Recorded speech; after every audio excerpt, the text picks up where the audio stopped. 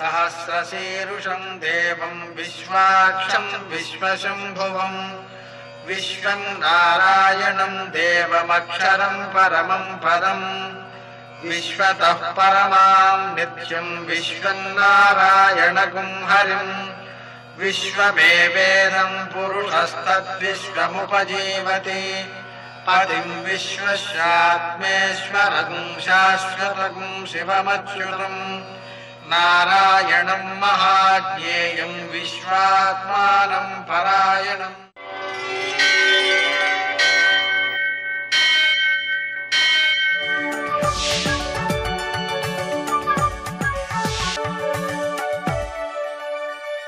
सूर्यशौर्यमथेन्दुरिन्द्रपदवी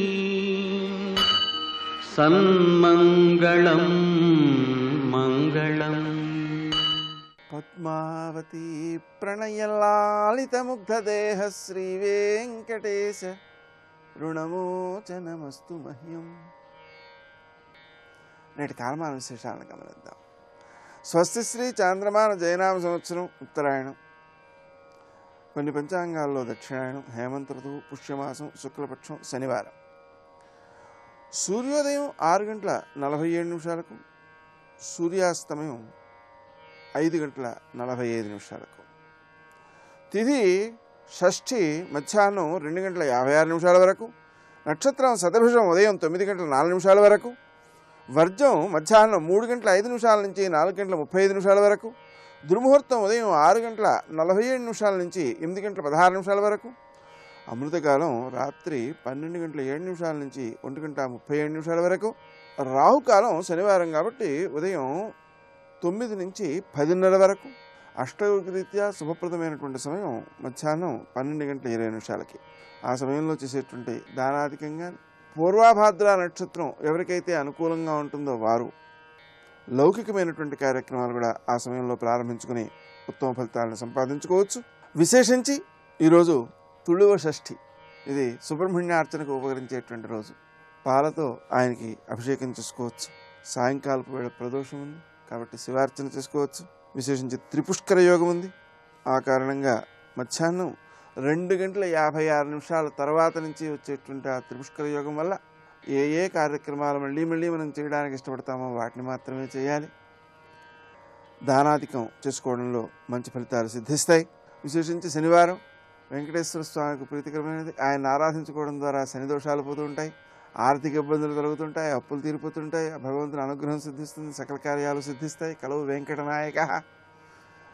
విశేషించి ధనుర్మాస ప్రయుక్తంగా ఆ గోదాదేవి ఆ ప్రకృతిని వర్ణిస్తూ లేగదూడలు, ఆవుల మందలు, పాలు పిండి శత్రువుల్ని యుద్ధంలో జయించేటువంటి విధంగా గోపాల వంశంలో ఉండేటువంటి దోషాలన్నీ లేని బంగారు తీగ వంటి ఓ కన్యక, పుట్టలోని సర్పం ఎలా ఉంటుందో అలా ఉండేటువంటి స్థితిని శరీరావయవాల్లో ఉంది. అలాగే నెమలి వంటి కేశపాశాన్ని ధరించి ఉన్నావు, తొందరగా లే. ఇక్కడ మనం వర్ణనలో గమనించినట్లయితే పాముని వర్ణిస్తున్నారు, నెమలిని వర్ణిస్తున్నారు, కానీ వాటి రెండింటికి కూడా వైరుధ్యం ఉంది. ఆ రెండింటినీ కూడా సమన్వయం చేసేటువంటి శక్తి ఆ భగవంతునిలో ఉందన్నమాట. చుట్టాలు వచ్చారు, చెరువులు వచ్చారు, అందరూ వచ్చి నీ ముంగిట నిలిచారు. నీలమేఘశ్యాముణ్ణి కీర్తించడం కోసమే వచ్చారు. మాట్లాడమేమిటి, పలకమేమిటి, లేవమేమిటి, డబ్బుంది నీకు చాలాను. ఆ డబ్బు ఆనందప్రదం కావాలంటే ఏం కావాలి? భగవంతుని యొక్క అనుగ్రహం కావాలి. నీ నిద్రకి అర్థం ఏమిటి? లే అని చెప్పి లేపుతోంది. ఇక్కడ ఆవులు అంటే సాక్షాత్తు ధర్మమును బోధించే వేదములు అనే భావన కూడా గోచరిస్తుంది. నేటి ఆణిముత్యాలు.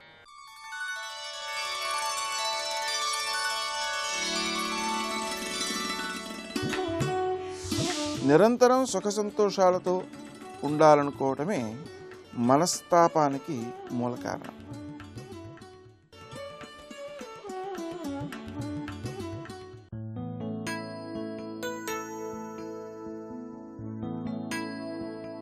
ఎవరో నిన్ను అర్థం చేసుకోలేదని బాధపడే కంటే నీ గుండె అట్టడుగు పొరల్లో దాగి ఉన్న చెమ్మని ముందు నీవు అర్థం చేసుకో.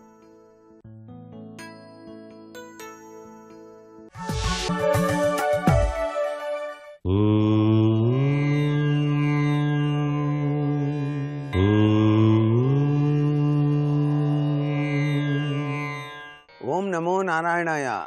ఓం నమ శివాయ. శ్రీమాత్రే నమః.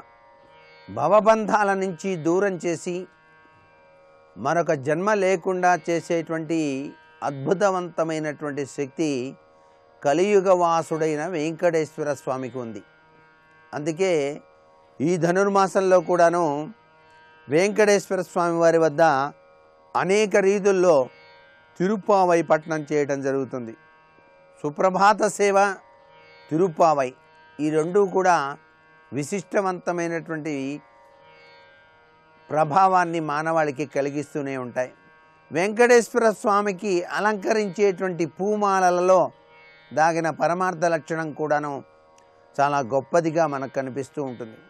ఆ స్వామికి వేసినటువంటి రకరకాలైనటువంటి పూమాలలు ఆ శరీరం అంతా కూడాను పూలతో అలంకరింప చేసుకొని స్వామివారు ఆనందతత్వంతో ఈ పూలను సమర్పించినటువంటి భక్తుల్ని మనసా వాచా కర్మణ వారి యొక్క కర్మను ధ్వంసం చేసి జన్మరాహిత్యం కలిగించేటట్టుగా స్వామివారు కలియుగవాసుడు అనుగ్రహాన్ని ప్రసాదిస్తూ ఉంటాడు. అందుకే వెంకటేశ్వర స్వామి వారికి పూసేవ అని చెప్పేసి పూలమాలలతో వివిధ రీతుల్లో అనేక రకాలైనటువంటి సేవలన్నీ కూడాను తిరుమలలో మన నిత్యం కూడాను తిలకిస్తూనే ఉంటాం. ఆ సేవలో పాల్గొనడమే అసలు సిసలైన భక్తితత్వానికి నిదర్శనం. దర్శన భాగ్యం అనేటువంటిది తరువాత. ఈ సేవలో కనుక పాల్గొన్నట్లయితే జన్మరాహిత్యాన్ని పొందటానికి ఆస్కారం అధికంగా ఉంటుంది సుమా అని చెప్పేసి మనకు శాస్త్రం తెలియజేస్తోంది. అందుకనే ఆ స్వామివారు నిత్య కళ్యాణం పచ్చతోరణంగా నిత్యం కూడాను ఆయన వివిధ రకాలైనటువంటి సేవా తత్పరతం అంటే వివిధ రకాలైనటువంటి సేవలతో ఆయన మనందరినీ కూడా తరింప చేస్తూ ఉన్నాడు. కాబట్టి ఒక్క పిలుపులో పిలిచేటువంటి దైవం ఆయన. ఒక పిలుపులో పిలిచితే పలుకుతావట. ఆ స్వామి ఒక్కసారి గోవింద అంటేనే చాలు. ఆ గోవింద నామం అంటేనే ఆయనకి చాలా ప్రీతి. ఎందుచేతనంటే గోవుల కాపరి కదండి స్వామివారు.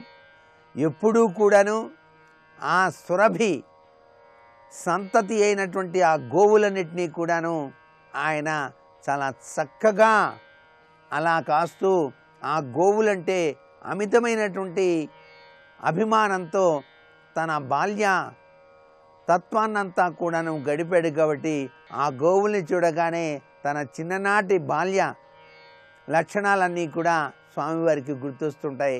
అందుకే ఆ గోవింద నామంలో దాగిన అద్భుత తత్వాన్ని అవగాహన చేసుకుంటూ ఈ ధనుర్మాసంలో ప్రతినిత్యం మనం గోవింద గోవింద గోవింద అంటేనే చాలు.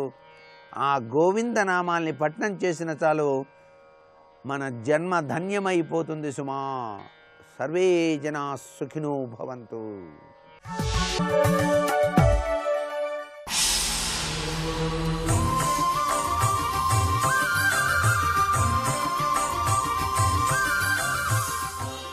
శతక సాహితీ సరస్వతికి నమస్కారం. బలవంతం బగు ప్రాణి సంపునిల అల్ప ప్రాణి సంఘంబులన్ కలకాలం మిటు సాగిపోవ తగవా కల్పాదియందెల్ల జీవుల నీవే సృజింప ఇద్ది ఎటులొప్పు న్యాయమై తీర్పు శంఖల నిన్నింటి జగద్గురు నరసఖాఖ్యా వెంకటాద్రీశ్వరా.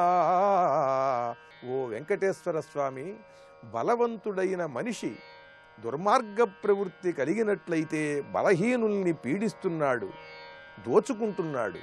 అలాగే బలం కలిగినటువంటి జంతువు క్రూరమైనదైనట్టయితే అది బలహీనమైన జంతువుని ఆక్రమిస్తున్నది, దాన్ని చంపి తింటున్నది. ఇదేం న్యాయమయ్యా? కల్పాదిలో ఈ జీవులన్నిటినీ కూడా సృష్టించిన వాడివి నువ్వే కదా. ఏ జీవినైనా ఇంకొక జీవి చంపి తినటం అనేటువంటిది ఎందుకు ఏర్పాటు చేశావు? ఒక జీవి ఇంకొక జీవిని పీడించటం అనేది నీ సృష్టిలో ఎందుకు జరుగుతున్నది? ఆ ఏర్పాటు నువ్వు ఎందుకు చేశావు స్వామి? కల్పాదియందెల్ల జీవుల నీవే సృజింప ఇద్ది ఎటులొప్పు న్యాయమై.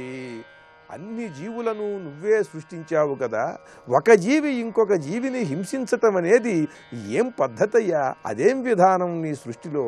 ఇదేమన్నా న్యాయమా? తీర్పు శంకల నిన్నింటి జగద్గురు. ఈ జగత్తుకి గురువైన వాడవు నువ్వు. ఎవరికైనా సందేహం వస్తే ఆ సందేహాన్ని గురువు దగ్గరకు వెళ్ళి అడిగినట్టయితే ఆ సందేహాన్ని నివారణ చేసే విధంగా చక్కని బోధ చేస్తాడా గురువు.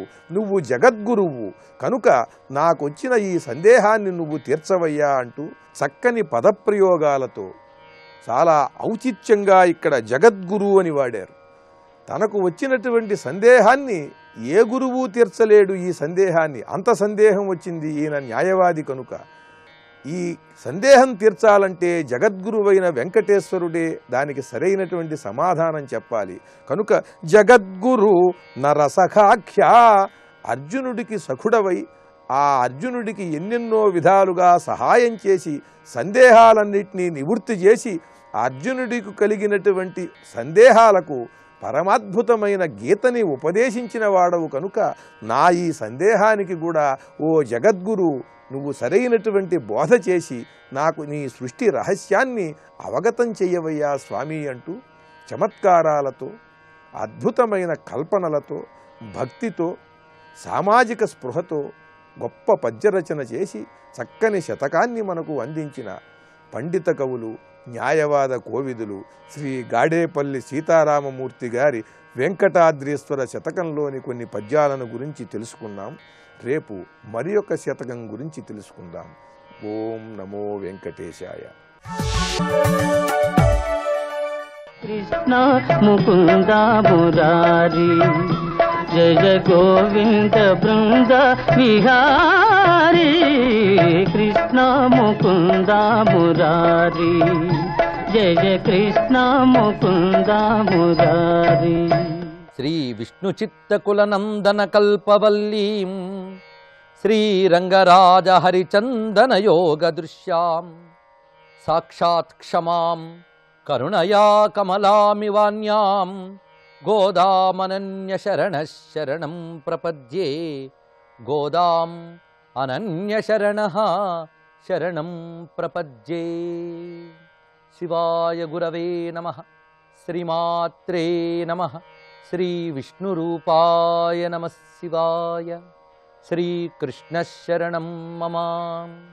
శ్రీ గోదారంగనాథాభ్యాం నమః. విష్ణు చిత్తుల వారి ఇంట ఉద్భవించినటువంటి తల్లి మనందరికీ కూడా దివ్యమైనటువంటి మధుర భక్తి మార్గాన్ని గురువుగా ఉపదేశించినటువంటి ఆండాళ్ళమ్మ గోదాదేవి అనుగ్రహించిన పాసురాల్లో 12వ పాసురాన్ని ఈరోజు ప్రస్తావన చేసుకుంటూ ఉన్నాం. కనై తెళంగత్తెరుమై కన్రు కిరంగి నినైత్తు ములై వளையை நின்றுபால் சோர நனைத்து இல்லம் ஷேராக்கும் நற்செல்வான் தங்காய் பனித்திரை வீழனின் வாசல் கடிப்பத்தி சினத்தினால் தென்னிலங்கை கோமானை செத்த மனத்துக்கு இனியானை பாடவும் நீவாய் திரவாய் இனித்தான் எழுந்திராய் ஈதன்ன பேருரக்கம் அனைத்து இல்லத்தாரும் அறிந்து ఏలవరం బావై. ఈ దివ్యమైన పాశురములో ఆ గోపకాంతని మేల్కొల్పుతున్నది. ఇది కూడా ఇక్కడ గోపకాంత అన్నప్పుడు దివ్యమైనటువంటి భగవద్భావన భూమికలో తాదాత్మ్య స్థితిలో ఉంటూ బహిర్ముఖత్వము లేనటువంటి ఆచార్యుని ఆశ్రయించినటువంటి శిష్యులు తమకు దివ్యమైన భక్తి మార్గాన్ని నిర్దేశించమని ప్రార్థిస్తున్న భావమే ఇందులో కూడా దర్శిస్తూ ఉన్నారు. కనైత్ తెళంగత్తెరమై, ఇక్కడ మొట్టమొదట కనైత్ అనే మాట మొదలవుతున్నది. అంటే అరచి అని అర్థం. గేదెలు అరుస్తున్నాయని. ఇది కూడా తెల్లవారుజామునున్నటువంటి వాతావరణాన్ని చూపిస్తూ. ఎలాంటి గేదెలు అంటే ఇళంగత్ ఎరుమై, అంటే లేగ దూడలు కలిగినటువంటి గేదెలు. అవి ఆ దూడల కోసం అరుస్తున్నాయట. ఆ అరుస్తూ ఉండగా పైగా ఇరంగి ఆ దూడల పట్ల జాలి వాత్సల్య భావం కలుగుతున్నది. దగ్గరలో ఆ దూడలు లేవు కనుక దూరంగా ఉన్న దూడల కోసం వాత్సల్య భావంతో జాలి కలిగి అరుస్తున్నటువంటి ఆ గేదెల యొక్క పొదుగుల్లోంచి తమంత తాముగా పాలు స్రవిస్తూ ఉన్నాయట. ఎందువల్ల అంటే నినైత్ ములైవళయి నిండ్రు పాలు శోర అంటే ఆ దూడల్ని తలంచుకుంటున్నాయి. దగ్గర లేని దూడల్ని వాత్సల్య భావంతో తలంచుకోవడం వల్ల ఆ పొదుగులో తమంత తాముగా ఆ క్షీరములు స్రవిస్తూ ఉన్నాయి. ఇక్కడ ములైవళయే అంటే ఆ పొదుగు యొక్క శిరముల నుంచి నిండుగా ఎడతెగకుండా పాల్ శోర పాలు కారుతున్నాయట. ఆ కారణం చేత అక్కడున్న ప్రాంతమంతా తడిసిపోయింది ఆ పాలతో. ననేత్తు ఇల్లం షేరాక్కుం తడిసి ఆ పాలతో కలిసిన మట్టి ఒక చిత్రమైన బురదగా మారిందిట. అలాగా ఎవరి యొక్క గేదెలు యొక్క పాలు బురదగా మారాయో ఆ గేదెల యజమానైనటువంటి ఒక మహానుభావుడు ఉన్నాడు గోపకుడు. ఆ గేదెల యజమాని యొక్క చెల్లెలా నిద్రలే అన్నారు. ఇక్కడ చిత్రమైనటువంటి సంబోధన ఇది. ఓ గోపికా నిద్రలే అనేది భావమైన ఈ గోపిక ఎవరు? ఒక గోపకుని యొక్క చెల్లెలు. ఆ గోపకుడు ఎవరు అంటే అతడి దగ్గర ఆవులు గేదెలు ఎన్నో ఉన్నాయి. ఆ గేదెల పాలు తమంత తాము స్రవించి ఆ ఇక్కడున్నటువంటి ఇంటి భాగమంతా కూడా ఆ బురదతో ఉన్నది. ఇక్కడ ఎలాంటి భావం అంటే పొద్దున్నే ఇక్కడ ఈ గోపకాంతలు స్త్రీవ్రతం చేద్దామని చెప్పి స్నానానికి బయలుదేరారు. వెళుతూ ఈ గోపికను కూడా నిద్ర లేపడానికి ఆమె ఇంటికి వెళ్ళారు. వెళ్ళేటప్పటికల్లా ఆ ఇంటి యొక్క భాగం ఎలా కనబడుతుందంటే ముందున్న మట్టి భాగం అంతా బురదగా ఉంది. ఆ బురద ఎక్కడిది? అక్కడ ఉన్నటువంటి గేదెలు ఆవులు వాటి యొక్క పాల వల్ల వచ్చిన బురద, నీటి వల్ల కాదు. ఆ పాలు ఎలా కింద పడి బురదయ్యాయి అంటే అవి తమంత తాము స్రవించాయి. తమంత తాము ఎందుకు స్రవించాయి అంటే దూరంగా ఉన్న దూడల్ని తలంచుకోవడం వల్ల అక్కడ దూడలు తమ పొదుగుల్లో మూతిని పెట్టి తాగుతున్న భావన కలిగింది స్మరణ మాత్రం చేత. అప్పుడు వాటంతటవే స్రవించాయి. ఇక్కడ అలాంటి పాలతో బురదైన ఇంట్లో ఉన్నటువంటి ఓ గోపకాంత, పైగా ఆ గోపకుని యొక్క చెల్లెలా అని. ఇప్పుడు ఈ క్రింది భాగం అంతా ఇలా తేమగా ఉంది నీ ఇంటికి వచ్చేటప్పటికి. పై భాగం కూడా తడితడిగానే ఉన్నది అంటే ఆకాశం నుంచి మంచు పడుతోందని. పనిత్తెలై వీళ నిన్ వాసల్ కడీపత్తి. పనిత్తెలై వీళ అన్నప్పుడు పైనుంచి పడుతున్న మంచుతో తల తడిసిపోతూ ఉన్నది. అందుకు ముందు మంచు పడకుండా ఉండడం కోసం నీ ద్వారం వద్దకు చేరాం. నిన్ వాసల్ కడీపత్తి. ఇప్పుడు ద్వారం వద్దకు రాగానే కింద మట్టి యొక్క తేమ ఉన్నది, పైన మంచు యొక్క తేమ ఉన్నది. ఆ కారణం చేత కింద కాలుపడి జారిపోకుండాను పైన మంచుకు తడిసిపోకుండాను ఆ ద్వారము దగ్గరికి చేరి పైన ఉన్నటువంటి ఆ దూలము కమ్మి అంటారు, ఆ దూలాన్ని పట్టుకుని నిలబడి ఉన్నాం మేము. నిలబడి ఆ నారాయణ్ని గానం చేస్తూ నిన్ను లేపుతున్నాం, ఇంకా నిద్రలేవేమిటి? ఇక్కడ అద్భుతమైన ఒక దృశ్యాన్ని అమ్మ అందిస్తున్నది. అక్కడ మేల్కొల్పడానికి వెళ్ళినటువంటి గోపకాంతలు ఆ గోపికను నిద్ర లేపుతూ అక్కడున్న ద్వారము యొక్క పై కమ్మిని పట్టుకున్నారు. ఆ కింద తడికి జారిపోకుండాను పైన మంచుకు తడవకుండాను అలా పట్టుకుని లేపుతున్నట్ట. ఇక్కడున్న విశేషాలు చూడాలి.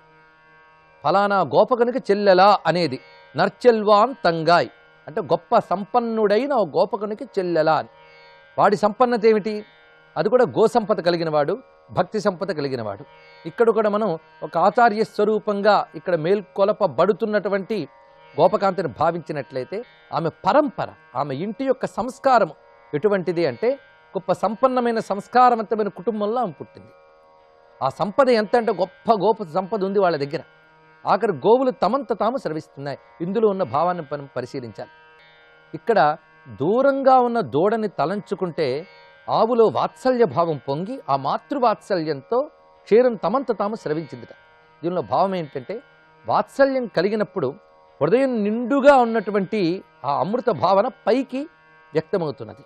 అలాగా శిష్యులు దూరంగా ఉన్నప్పటికీ కూడా ఆచార్యుడి కరుణతో వారిని తలంచుకోగానే ఆయన హృదయం నిండా ఉన్నటువంటి భగవద్ అనుభూతి, భగవద్ జ్ఞానము అనే క్షీరము వెలికి వస్తోందిట. చక్కటి భావన ఇది. సాధారణంగా అనుభూతి కలిగినటువంటి వారు, సాధన చేసిన వారు, సిద్ధి పొందిన వారు, జ్ఞానులైన భక్తులు అనుభూతితో నిండిపోతారు. అలా నిండిపోయినటువంటి వారికి శిష్యులపై వాత్సల్యం కలిగితే అనుభూతి, ఆ జ్ఞానం ఉపదేశంగా వెలికి వస్తుంది. వాత్సల్యం వల్ల వెలికి వస్తుంది. ఇక్కడ వాత్సల్య భావం అంటే దూడకి ఆవుకి ఉన్నటువంటి ఆ ప్రేమ బాంధవ్యాన్ని మనం వాత్సల్యం అనొచ్చు. పెద్దవాళ్ళకి పిల్లల పట్ల ఉన్నటువంటి ప్రేమని వాత్సల్యం అంటారు. అలా గురువులకు కూడా శిష్యుల పట్ల వాత్సల్యం ఉంటుంది. లేకపోతే ఏం చూసి జ్ఞానాన్ని ఉపదేశిస్తారు? వాళ్ళు ఇచ్చే దక్షిణలు చూసి కాదు. వాళ్ళ యోగ్యతలను చూసి వీళ్ళకు మనస్సు కరిగి చెప్పాలి. ఆ కరిగి గ్రంథాలు చదివి చెప్పడం కాదు, అనుభూతిలోని చెప్పాలి. ఎలాగైతే పొదుగు నిండా పాలు నిండిపోతే తమంత తాము దూడను తలంచుకోగానే స్రవిస్తాయో, అలా హృదయం నిండా భగవదనుభూతి అనే అమృత క్షీరం నిండిపోతే శిష్యుల్ని తలంచుకోగానే వాత్సల్యంతో అవి స్రవిస్తాయి. అలాంటివి అక్కడ ఉన్నటువంటి గోవులు. ఇవన్నీ కూడా బోధనా స్వరూపమైన జ్ఞానానికి సంకేతంగా చెప్పారు. అలాంటి జ్ఞానంతో తడిసిపోయిన ఇల్లుట అంటే భగవద్ అనుభూతి అక్కడ ఆర్ద్రమైంది. తడియుట అంటే ఆర్ద్రత. భగవద్ అనుభూతి ఆర్ద్రమైన గుణం. ఈ దివ్యమైన ఆచార్య స్వరూపిణైనటువంటి ఆళ్వారు రూపమైనటువంటి గోపిక ఉన్న ఇల్లు అటువంటి భగవద్ అనుభూతితో తడిసిపోయినది. ఆ ఇంటి పరంపర అంతే. అందుకే ఇంటి యజమానికి చెల్లెలా అన్నప్పుడు ఆ అనుభూతి అటువంటిది ఆ ఇంటి నిండా ఉన్నది. భగవద్ అనుభూతితో తేమయ్యి ఉన్నది. ఇక పైనుంచి పడుతున్న మంచు కూడా చల్లని తేమ, చల్లదనము తేమ రెండు ఉన్నాయి అందులో భావం. ఇదేమిటంటే పైనుంచి పడుతున్న మంచు అన్నప్పుడు ఇక్కడ శాస్త్రముల నుంచి బ్రహ్మజ్ఞానుల యొక్క అనుభూతుల్లోంచి కురుస్తున్న బోధ అనేటటువంటి ఆర్ద్రమైన జ్ఞాన వృష్టి అది. అటువంటి జ్ఞానరూపమైన భక్తి రూపమైనటువంటి వృష్టి పైనుంచి కురుస్తున్నది. వీరు సంపాదించుకున్న భగవద్ అనుభూతితో ఇక్కడ తడిసి ఉన్నది. మొత్తంగా ఒక ఆర్ద్రమైనటువంటి విషయం ఇది. ఆర్ద్రాం పుష్కరిణీం పుష్టిం అన్నట్లు ఇలాంటి ఆర్ద్రత కలిగి ఉండడమే సంపద. భగవద్ అనుభూతి అనే ఆర్ద్రత ఆ వాతావరణం అంతా ఉన్నది. అలాంటి భగవద్ అనుభూతితే ఆర్ద్రమైనటువంటి ఇంటిలో ఉన్నటువంటి ఆ గోపకాంత అనగా భగవద్ అనుభూతితో ఒక తాదాత్మ్యమైన స్థితిలో ఉన్నటువంటి ఆచార్య స్వరూపినటువంటి ఆ గోపకాంతని ఈ భక్తులు మేల్కొలుపుతున్నారు. మేల్కొలిపి నువ్వు బహిర్ముఖురాలవై మాతో పాటు వచ్చి వ్రతాన్ని సార్థకం చేసి మమ్మల్ని అనుగ్రహించాలి అని ప్రార్థిస్తున్నారు. పైగా నువ్వు మేల్కొనడానికి మేము చేస్తున్నది భగవద్గానం. అది గొప్ప విశేషం. మనం మునుపు నుండి చెప్పుకుంటున్నట్టు వస్తున్నట్టుగా ఇక్కడ భగవద్ విషయ గానం చేతనే మహాత్ములు మన వైపు చూస్తారు. అందుకు ఇప్పుడు మేము చేస్తున్నది భగవద్గుణగానం. ఎలాంటి భగవత్తుడు అంటే చినత్తినాల్ తెన్నిలింగై కోమానై చెత్త మనత్తుక్కు ఇనియానై పాడவும் నీ వాయ్ తిరవాయ్. చినత్తినాల్ అంటే కోపగించుకుని దక్షిణం వైపు వెళ్ళి రావణ్ణి సంహరించినటువంటి రాముడు. ఇది యొక్క భావం. రామచంద్రమూర్తి కోపం కలిగిందిట రావణ్ణి మీద. ఎందుకు? తన భార్య అయినటువంటి సీతను అపహరించడం వల్ల కోపం కలిగింది అని చెప్పవచ్చు. అది ఇప్పటి కారణం. అసలు రాముడుగా నారాయణుడు అవతరించడానికి కారణం ఏంటి? రావణాసురుడు లోకకంటకుడు అవడం చేత కలిగిన ఆగ్రహంతో ఆయన జగద్రక్షణ కోసం తెచ్చుకున్నటువంటి కోపం అది. అలాంటి కోపముతో దుష్ట శిక్షణ చేయాలని ఉద్దేశంతో వచ్చిన కోపముతో తెన్ ఇలంగై అంటే దక్షిణం వైపు ఉన్న లంకకు కోమానై రాజైన రావణుని చెత్త చంపినటువంటి రామచంద్రమూర్తి. జగద్రక్షణ కోసం దివ్యమైన ధర్మాగ్రహంతో అవతరించిన రామచంద్రమూర్తి దక్షిణ దిశలో ఉన్నటువంటి లంకా నగరానికి చేరి రావణ్ణి సంహరించాడు. అలాంటి స్వామివారిని ఇక్కడ రాముడని పేరు చెప్పలేదు, కానీ దక్షిణాధీశుని సంహరించినటువంటి వాడు అంటే రామచంద్రమూర్తి. ఆ రాముడి యొక్క గొప్పతనం ఇంకోటి ఉన్నది. మనత్తుక్కు ఇనియానై, చాలా చక్కటి మాట. మనస్సుకు ఆహ్లాదకరుడైన ఆ స్వామిని పాడుతూ ఉన్నాము. అయినా నువ్వు బదులు పలకవేమి? నీ వాయి తెరవాయ్, నువ్వు నోరు తెరవ్వా, బదులు చెప్పవా? ఇంత గానం చేస్తున్నా ఇదేమి నిద్రమ్మా? ఈ తన్న పేరు రక్కం, ఇంత పెద్ద నిద్ర ఏమిటి తల్లి? అనైత్తు ఇల్లత్తారం అరిందు, నువ్వు ఇంత నిద్రాళువ్వి అని పేరు మొత్తం వ్యాపించిపోయింది సుమా అన్నారు. ఇక్కడ ఇంత నిద్ర మొత్తం అని ఊరందరికీ తెలిసిపోతుంది మేము మేల్కొల్పుతూ ఉంటే. ఇక్కడ దీని అర్థం ఏంటంటే భగవద్ అనుభూతిని పొందినటువంటి ఆ మహాచార్యుడు అటువంటి దివ్య సమాధిలో ఉన్నాడన్న విషయం జగద్వ్యాపకమైపోయింది, జగత్ ప్రసిద్ధి అయింది. ఇతర భగవద్ అనుభూతి కలిగినటువంటి మహాత్ముడు అనేటువంటి పేరు జగత్తులో వ్యాప్తి చెందిపోయింది. పైగా అటువంటి నిన్ను మేము మేల్కొలుపుతున్నాం, మా మేలుకొలుపు విని దయచేసి రావమ్మా అని అంటున్నారు. ఇక్కడ రామచంద్రమూర్తి గురించి చెప్పేటప్పుడు కోపగించుకుని అన్నారు. ఇక్కడ రామచంద్రమూర్తి కోపం ఉందా అంటే జితక్రోధుడు, ఆయన కోపం లేదు. కానీ జగద్రక్షణ కోసం ఆయన చూపించినటువంటి ధర్మాగ్రహం ఉన్నదే, అది కూడా మనస్సుకు ఆహ్లాదం. భగవద్గత మనస్సుకు ఆహ్లాదం. పైగా రామచంద్రుడు, ఆయన్ని చూసినా ఆయన తలంచుకున్నా మనస్సు పరవశిస్తుంది. అందుకే మనత్తుక్కు ఇనయానై, మనస్సును పరవశింపజేసే ఆ రామచంద్రుని గానం చేస్తూ ఉన్నాం. మేల్కొలువు తల్లి అని ప్రార్థిస్తున్నది ఇక్కడ ఆండాళ్ళమ్మ. ఆండాళ్ తిరువడిగలే శరణం.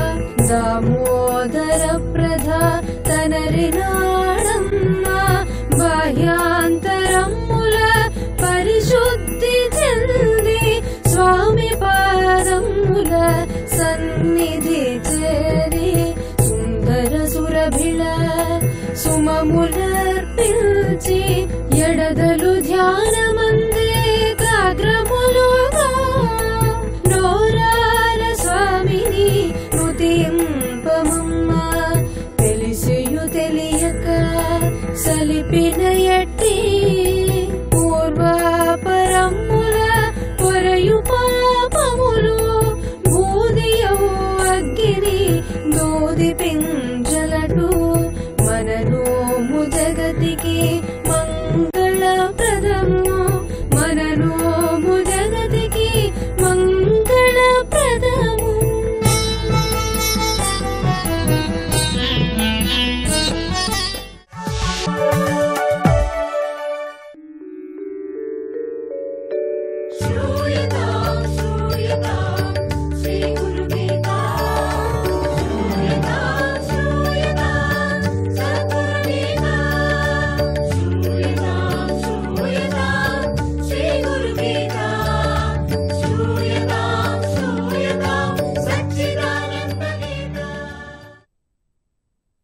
జై గురుదత్త, శ్రీ గురుదత్త. మన గురువు మనకుండగా ఇతరులను గౌరవించాలే గాని వారి దగ్గర సలహాలు ఉపదేశాలు యంత్రాలు పొందాలని చూడరాదు అనుకున్నాం కదా. ఇక బలులు జాతకాలు సాముద్రికాలు వాస్తులు అని వెంట తిరగరాదు.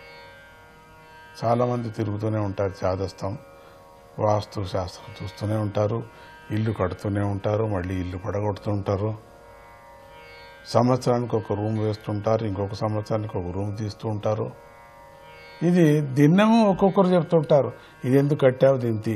ఒకరు వచ్చి ఇంకొక ఆయన వచ్చి లేదు లేదు లేదు లేదు అది వేరే పాత శాస్త్రం, అది తీసి ఇట్టుకట్టు అంతే, ఇంకా పునాదులే లేకోకుండా పోతుంది అని వెంట అప్పుడు సాముద్రిక శాస్త్రాలు వేరే వెళ్ళేది. ఏ గురువు చెప్తే ఎవరిని చూసినా చాలు చెయ్యి కానీ కాళ్ళు కానీ ముఖం కానీ వీపు కానీ చూపిస్తారు. నా రేఖలు ఏమన్నా చూడండి అని చెప్పేసి. ఇదంతా ఆనాడు దత్తస్వామి దేవేంద్రుడికి చేసినటువంటి ఉపదేశంలో ఉంది. ఇది చాలా ప్రత్యక్షంగా ఇంద్రుడికి దత్తస్వామి చేసినటువంటి ఉపదేశాలు. అటు ఒక పరి కార్తవీర్యార్జునుడికి చెప్పాడు, ఒక పరి మళ్ళీ ఇంద్రుడికి కూడా చెప్పాడు. కొందరు మరొక ప్రశ్న వేశారు, ఈ గురు సంప్రదాయం అనేది శైవానికి దగ్గరగా ఉంటుందా, వైష్ణవానికి దగ్గరగా ఉంటుందా అని.